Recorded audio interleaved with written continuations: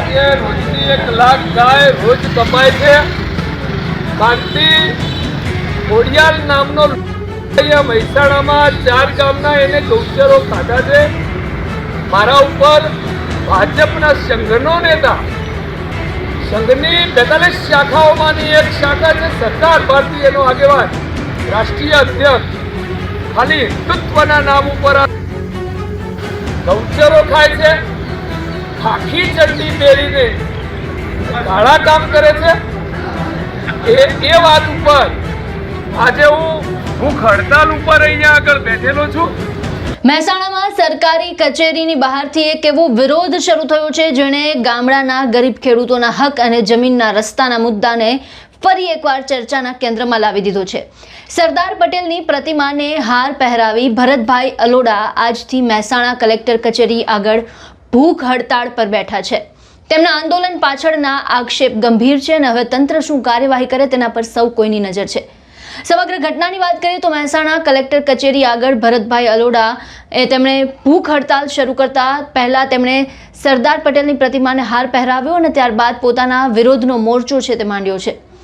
ભરતભાઈ અલોડા અગાઉ પણ ગૌચરના મુદ્દાને લઈને વારંવાર રજૂઆત કરી ચૂક્યા છે, આવેદન પણ આપી ચૂક્યા છે અને હવે ભરતભાઈ અલોડાનો આક્ષેપ છે કે તેમના ગામના 18 વર્ણના લોકો માટે ઉપયોગમાં લેવાતા રસ્તાઓ તળાવની જમીનથી પસાર થાય છે। તેમનો દાવો છે કે આ રસ્તાઓ ગરીબ ખેડૂતો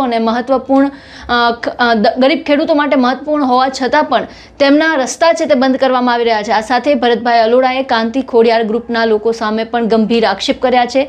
તેમના જણાવ્યા મુજબ ગરીબ ખેડૂતોની જમીન અને રસ્તાઓને લગતા પ્રશ્નો વચ્ચે જમીન પાણીના ભાવે ખરીદવામાં આવી હોવાના તેમના દ્વારા આક્ષેપ છે તે લગાવવામાં આવ્યા છે।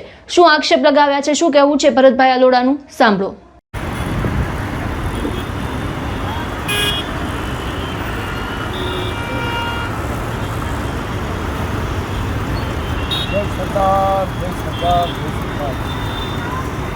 આજે દેશના અખંડ ભારતના મૂળ ઘડવૈયા કહેવાય એવા સરદાર સાહેબને હાર પહેરાવીને મહેસાણાની અંદર મારા ભૂખ હડતાલ એની શરૂઆત કરું છું।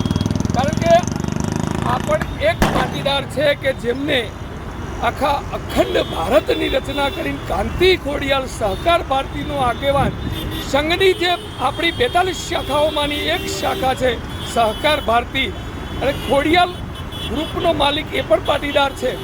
આજે મારા ગામના જે પાટીદારો છે એમના રસ્તા પણ બંધ કરેલા છે, તો પણ એક પાટીદાર કંઈ બોલવા માટે, પહેલાં અંગ્રેજો હતા, અત્યારે આ નેતાઓ આવ્યા છે અને સંઘના નેતાઓ ગાયોના ગૌચરો ખાય અને સરદારના વંશજો, જે સરદારે અખંડ ભારતની સ્થાપના કરી એનું ખાલી બેંક બેલેન્સ 2000 કે 1000 હતું, એવા એક નામી કોમ અને ખોડિયાલ ગ્રુપ, જે માતાજીના નામ ઉપર ચાલતું ગ્રુપ, આવા નર રાક્ષસો અત્યારે આવું કામ કરી રહ્યા છે। જય માતાજી। અને ભૂખ હડતાલમાં વધુ ને વધુ આખા મહેસાણાના હું જાતિવાદી માણસ છું જ નહીં। અલોડા ગામમાં કોઈ પણ 18 વર્ણના લોકો છે, એમની પાસે માહિતી લેજો। જય માતાજી।